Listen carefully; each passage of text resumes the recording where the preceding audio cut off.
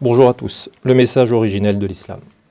Dans cette 4e conférence sur la présentation du message originel de l'islam, nous allons aborder un sujet plus que jamais d'actualité, extrêmement important et qui concerne tout le monde, la femme et le droit naturel sacré par Dieu. Il faut préalablement rappeler que le droit naturel est l'ensemble des droits que chaque individu possède du fait de son appartenance à l'humanité, et non du fait de la société dans laquelle il vit.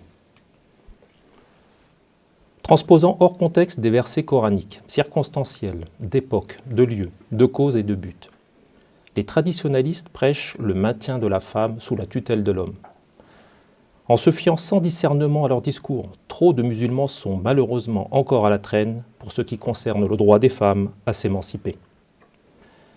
Cela, encore une fois, en plus d'être ridicule et en contradiction totale avec le cœur du Coran et le message originel de l'islam. Tous les êtres humains, hommes et femmes, naissent et demeurent indispensablement libres et égaux en dignité et en droit par Dieu et devant lui. La lecture analytique de l'ensemble du Coran ne laisse aucun doute à ce sujet. Cette parité est déclarée solennellement au verset 35 du chapitre 33. Certes, les pacifiés musulmans et les pacifiées musulmanes, et les assurants et les assurantes, et les dévotieux et les dévotieuses, et les hommes crédibles, et les femmes crédibles, et les patients, et les patientes, et les révérencieux, et les révérencieuses, et les créditants, et les créditantes, et les jeûnants, et les jeûnantes, et les conservants leur évasure, et les conservantes, et les remémorant Dieu beaucoup, et les remémorantes. Dieu a nombré pour eux un pardon et un salaire immense. De même au verset 71 et 72 du chapitre 9. Et les assurants et les assurantes sont alliés, leur partie une partie. Ils ordonnent par le convenable et répriment le méconnaissable. Et ils adressent le jointoiement et rapportent l'épuratoire. Et ils obéissent à Dieu et à son envoyé. Ceux-là, Dieu les arrangera, certes Dieu est considérable jugeant. Dieu a promis aux assurants et aux assurantes des paradis, desquels courent de dessous eux les affluents, éternels en eux, et de bons habitats en des paradis d'Éden, et des agréments de Dieu plus grands. Cela est le triomphe immense. En effet, cette parité est toujours d'actualité, y compris dans l'au-delà, auprès de Dieu. Au verset 12 du chapitre 57, nous lisons « Le jour où tu vois les assurants et les assurantes, leur lumière se déployant entre leurs mains et par leurs assurances. Votre réjouissance ce jour, des paradis desquels courent de dessous eux les affluents, éternels en eux, cela est le triomphe immense. » Ces versets sont éloquents, clairs et décisifs. Ils ne laissent place à aucune ambiguïté et ne souffrent d'aucune équivoque concernant l'égalité homme-femme. Tout autre propos tiré du Coran, qui semblerait opposé au verset que nous venons de citer, est soit une erreur de sens, interprétation erronée, de bonne ou mauvaise foi, soit circonstancielle d'époque, de lieu, de cause et de but. Pour exemple, le verset 228 du chapitre 2. Interprété dans le sens de « l'homme un degré supérieur à la femme ». En fait, face à elle, dans un conflit par exemple, il a un degré de responsabilité subsidiaire. Et les divorcés posent par leur être 3 cours, et il n'est point licite pour elles de taire ce que Dieu a créé en leur matrice, si elles assuraient par Dieu et le jour dernier. Et leurs bastants sont plus vrais, par les ramener en cela s'ils ont voulu une réformation. Et pour elles, semblable à ce qui est sur elles, par le convenable, et pour les hommes sur elle à degré, et Dieu est considérable jugeant. Étant clairement énoncé dans ce verset, que les droits de la femme ne sont pas moindres que ses devoirs. Il est évident alors que le degré concernant les hommes est un degré de responsabilité subsidiaire qu'ils ont vis-à-vis des femmes. Le contexte du verset le manifeste, le prouve. Autre exemple, le verset 34 du chapitre 4, interprété dans le sens de l'homme et le chef de la famille. En fait, circonstanciellement, à l'époque, selon ses capacités sociales et ses moyens financiers. Autre interprétation, l'homme a le droit de battre sa femme, en fait de l'apaiser sexuellement, après une dispute, et avoir auparavant quitté sa couche, et encore avant avoir tenté de l'exhorter au calme. Autre interprétation, la femme doit obéissance à son mari, en fait circonstanciellement, selon les nuances véhiculées dans le contexte rapporté par le verset. Les hommes sont redressants sur les femmes, parce que Dieu a favorisé une partie d'eux sur une partie, et parce qu'ils ont dépensé de leurs avoirs. Alors les réformatrices sont dévouées, conservantes pour l'occulte par ce qu'a conservé Dieu, et celles dont vous avez peur de leur soulèvement. Alors exhortez-les et abandonnez-les en les couches. Et appliquez-les alors si elles vous ont obéi, alors ne briguez sur elles un chemin. Certes, Dieu était haut, grand. Certes, Dieu était haut, grand. Il faut entendre et comprendre dans cette conclusion du verset que Dieu est au-dessus de ces chamailleries de couple. Autre affirmation, autre exemple, l'affirmation de nombre de traditionalistes, selon laquelle le témoignage d'un homme serait équivalent à celui de deux femmes. Ravis d'alléguer un fragment de verset, si l'une d'elles s'égare, alors l'autre lui rappelle. Cette méprise grossière alimente des discutailleries loquaces du genre « il faut deux femmes pour témoigner, sinon elles vont témoigner comme leur mari ou leur frère ou leur père ». C'est le genre de propos que l'on pouvait entendre en France pendant la première moitié du siècle dernier au sujet du droit de vote des femmes. Elles vont voter comme leur mari ou leur curé. Cette allégation, faite à partir du verset 282 du chapitre 2, qui porte sur la reconnaissance de dette, est une extrapolation plus qu'équivoque, discutée et discutable, y compris jadis par des exégètes traditionnalistes anciens. Ô vous qui avez assuré, quand vous vous êtes endetté par une créance, vers une assignation nommée, alors écrivez-la. Et qu'écrive entre vous un scribe par l'égalité, et que ne s'opiniâtre point un scribe d'écrire comme Dieu lui a fait savoir, alors qu'il écrive et que dicte celui sur qui est le droit, et qu'il se prémunisse de Dieu son maître, et qu'il n'en réduise point une chose. Alors, si celui sur qui est le droit était idiot ou faible, ou ne pouvait point dicter lui-même, alors que son allié dicte par l'égalité, et faites témoigner deux témoins de vos hommes. Alors, s'ils ne sont point deux hommes, alors un homme et deux femmes, de ceux que vous agréez des témoins. Si l'une d'elles s'égare, alors l'autre lui rappelle, et que ne s'opiniâtrent point les témoins quand ils sont invoqués, et ne vous lassez point de l'écrire, petite ou grande, vers son assignation. Ce pour vous est plus équitable auprès de Dieu, et plus dressé pour les témoignages, et plus approximatif que vous n'hésitiez point. Sauf si c'est un commerce présent que vous tournez entre vous, alors nul grief sur vous que vous ne l'écriviez point, et prenez des témoins quand vous vendez entre vous. Et il n'est nuit ni à un scribe et ni à un témoin. Et si vous faites, alors certes c'est de la perversion par vous. Et prémunissez-vous de Dieu, et Dieu vous fait savoir. Et Dieu, par toutes choses, est savant. Ce qui est mis en exergue par ce verset, c'est la nécessité, à titre préventif, de faire acter, consigner par écrit, bout à bout, les dettes contractées avec leurs échéances. Pour éviter toute suspicion, le choix des témoins, lui, est circonstanciel. Il dépend de l'appréciation et de l'agrément des protagonistes. En plus, et au-delà du contexte circonstanciel, d'époque, de lieu, de cause et de but, il ne s'agit en aucun cas dans ce verset de la validité du témoignage des femmes, ou des hommes par ailleurs. La validité du témoignage de l'un ou de l'autre, femme ou homme, est à égalité. En témoignent les versets 6 à 9 du chapitre 24. Et ceux qui jettent le discrédit sur leur conjointe, et ils n'avaient de témoin pour eux que leur être. Alors le témoignage de l'un d'eux, 4 témoignages par Dieu, certes il est assurément décrédible. Et le cinquième, que certes la malédiction de Dieu est sur lui s'il était des menteurs. Et il dissipe de sur elle le tourment qu'elle témoigne. 4 témoignages par Dieu, certes il est assurément des menteurs. Et le cinquième, que certes la colère de Dieu est sur elle s'il était décrédible. Encore une fois, ces versets sont éloquents, clairs et décisifs. Ils ne laissent place à aucune ambiguïté et ne souffrent d'aucune équivoque concernant l'égalité homme-femme. En l'occurrence ici, le témoignage de la femme équivaut à celui de l'homme.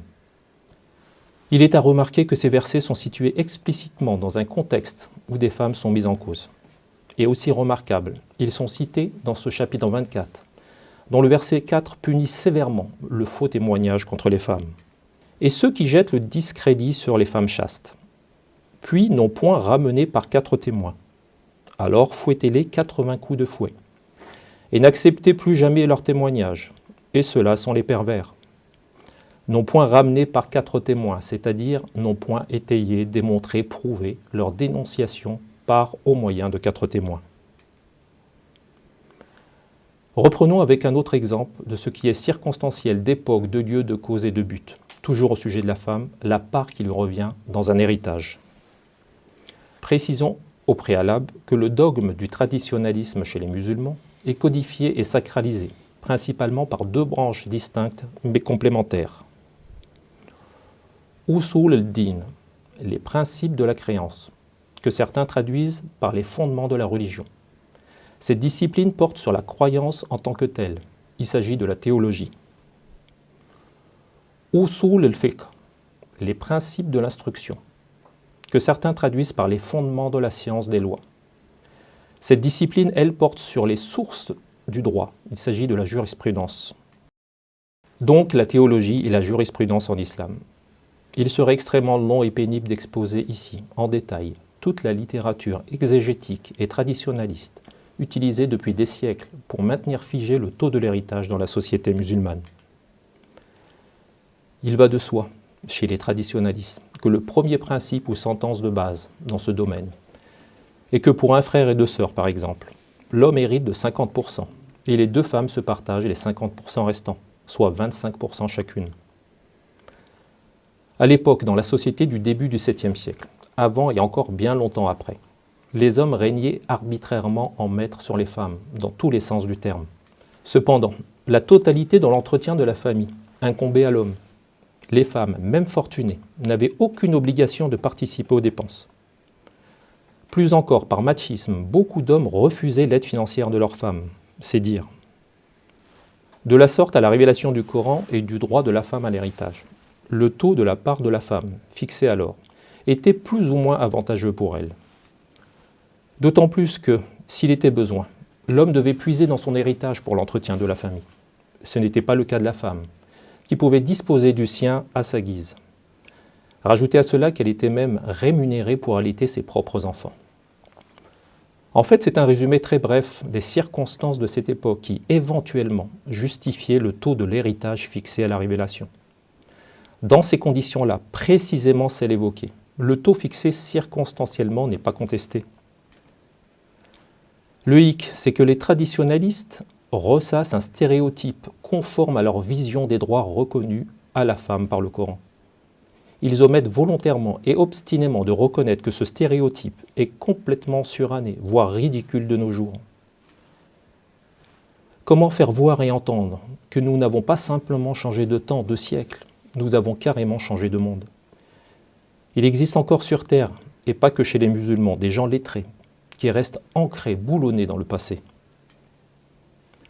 Ce qui pourtant est évident à comprendre au sujet de l'héritage et de son taux, en termes de droit, et qu'il faudrait rappeler tel un axiome juridique, c'est qu'il y a une différence entre droit à l'héritage et part à l'héritage. Le droit de la femme à l'héritage, inauguré par le Coran chez les Arabes au début du 7e siècle, est inaliénable, immuable et intemporel. Le taux fixé, limite minimale à la révélation, lui est circonstanciel, d'époque, de lieu, de cause et de but. Par exemple, en France, le salaire minimum est un droit que personne ne conteste. Existe-t-il quelqu'un de sensé qui envisagerait d'appliquer aujourd'hui le taux du SMIC des années 70 ? Évidemment que non. Hudud Allah, les limites de Dieu. Cette expression est citée telle quelle 12 fois dans le Coran. Au chapitre 2, une fois dans le verset 187, 4 fois dans le verset 229, 2 fois dans le verset 230, également au chapitre 4 dans le verset 13, au chapitre 9 dans le verset 112, au chapitre 58 dans le verset 4, et 2 fois au chapitre 65 dans le verset 1. Une autre fois avec une variante. Dans le verset 14 du chapitre 4, « Hoududahu » ses limites. Il existe aussi une variante distincte au verset 97 du chapitre 9 où il est dit « Les vilains, arabes, sont plus vigoureux en dénigrement et hypocrisie, et plus emmurés qu'ils ne savent les limites de ce qu'a fait descendre Dieu sur son envoyé. Et Dieu est savant jugeant. » La majorité de ces citations au sujet des limites de Dieu sont en rapport avec les femmes, pour préserver leurs droits à l'époque très élémentaire. En effet, dès qu'il s'agissait de dû à une femme, il y avait des récalcitrants à qui il fallait rappeler hudud Allah, les limites de Dieu, minimales à ne pas franchir. Il faut rappeler aussi qu'au début du 7e siècle, ce droit de la femme à l'héritage ne fut pas accueilli par les Arabes avec un grand enthousiasme, ce qui peut encore aussi expliquer le taux circonstanciel de sa part d'héritage à l'époque.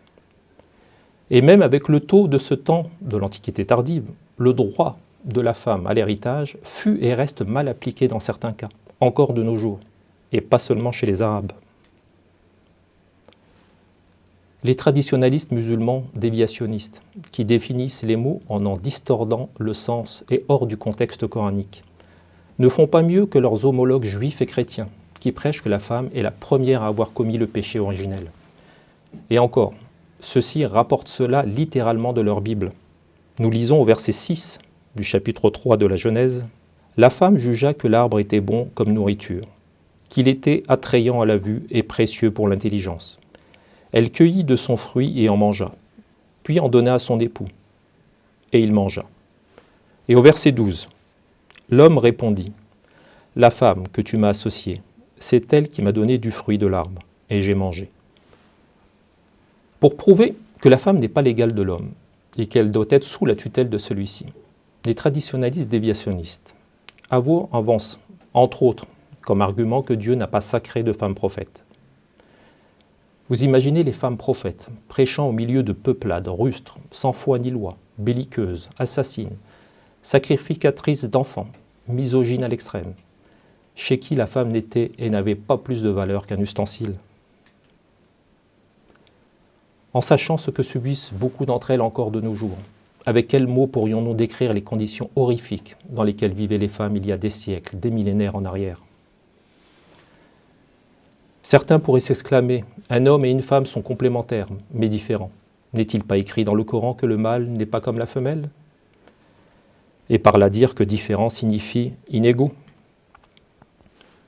Voyons plus précisément comment cette différence entre mâle et femelle est rapportée dans le Coran. Au verset 36 du chapitre 3, nous lisons « Alors, lorsqu'elle l'a mise au monde, elle a dit « Maître, certes je l'ai mise femelle, et Dieu est plus savant par ce qu'elle a mis. Et le mâle n'est point comme la femelle, et certes je l'ai nommé Marie, et certes je la préserve et sa progéniture par toi du diable lapidable. » À vrai dire, il s'agit de la grand-mère de Jésus, qui voulait consacrer un fils à Dieu. Un fils et non une fille, conformément à la norme de l'époque, encore une fois. Elle mit au monde une fille, Marie, la future mère de Jésus. Elle s'est alors confondue en excuses, pensant niaisement, comme le peuple, que seuls les hommes pouvaient prétendre au sacerdoce. C'est donc elle qui a dit innocemment que le mâle n'est pas comme la femelle. Et contextuellement, c'est dans sa locution consacrée que Dieu fit intercaler une remarque interpellative. Et Dieu est plus savant par ce qu'elle a mis. Pour signifier clairement que pour lui, le Créateur, peu importe le sexe.